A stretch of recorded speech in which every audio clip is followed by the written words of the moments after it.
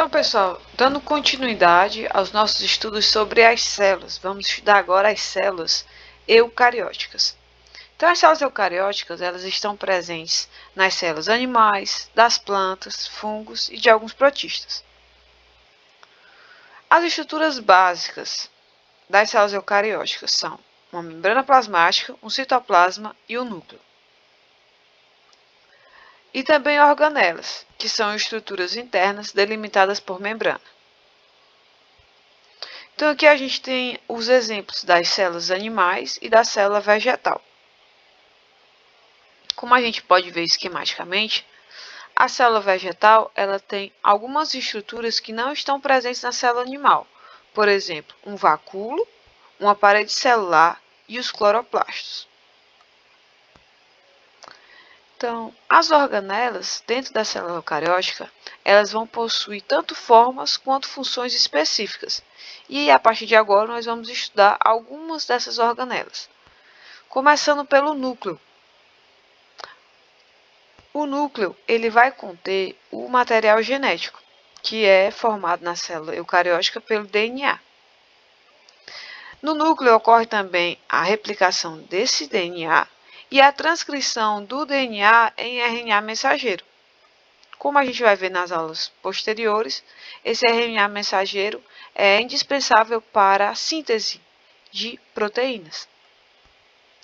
A partir dessa transcrição do RNA mensageiro, a célula promove então o controle celular.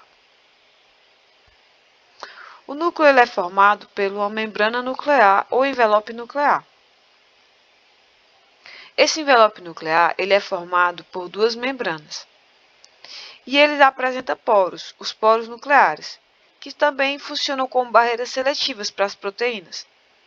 Então, em cada um desses envelopes nucleares, existem poros nucleares que são contínuos aos retículos endoplasmáticos. E dentro do envelope nuclear, nós temos também os poros nucleares, que permitem, então, a seletividade das proteínas que entram ou saem do núcleo. O núcleo ele também apresenta uma região de nucleolo, onde ocorre a síntese de RNA. Dentro do núcleo, nós podemos ter o DNA numa forma mais condensada, formando os cromossomos, ou uma forma mais filamentosa e descondensada, que é a cromatina. Então, aqui está a representação de um cromossomo, que é quando o DNA ele está fortemente condensado e associado a proteínas. Outra organela presente tanto nas células procarióticas como nas células eucarióticas são os ribossomos. Os ribossomos eles são sintetizados no nucleolo. Eles podem estar presentes livres no citoplasma, associados ao retículo endoplasmático, formando assim o retículo endoplasmático rugoso. Pode estar presente nas mitocôndrias e também nos cloroplastos. A sua função é a síntese proteica. O ribossomo ele é formado então por uma subunidade maior, uma subunidade menor, que está associada a um RNA mensageiro, para formar então uma proteína. O retículo endoplasmático é um outro tipo de organela. Ele forma uma rede de membranas interconectadas, que podem formar bolsas ou tubos. No retículo endoplasmático rugoso, ele está associado a ribossomos. Então, nele ocorre a síntese, o armazenamento e a modificação de algumas proteínas que são sintetizadas por esses ribossomos. Já o retículo endoplasmático liso é o local onde o retículo endoplasmático ele é mais tubular e é liso por não haver ribossomos. Então, aqui vai ocorrer reações de modificação química dessas proteínas. Pode ocorrer também processo de hidrólise de glicogênio e síntese de alguns lipídios e esteroides. Então, voltando ao nosso cotidiano, como o alto consumo de medicamentos e substâncias alcoólicas pode modificar a quantidade de retículo endoplasmático liso presentes nas células. Então, aqui o que a gente precisa saber é que o retículo endoplasmático liso ele é responsável pela desintoxicação das células. Então, quando você ingere uma alta quantidade de drogas, uma alta quantidade de álcool, essa desintoxicação vai ocorrer na organela chamada retículo endoplasmático liso. Então, quanto maior o consumo dessas substâncias, a célula vai estar preparada cada vez mais para fazer essa desintoxicação. Então, a quantidade de retículo endoplasmático liso, por exemplo, numa pessoa que tem um consumo constante, rotineiro de drogas e de medicamentos e de álcool, vai ser também maior. E aí, voltando para o nosso retículo endoplasmático.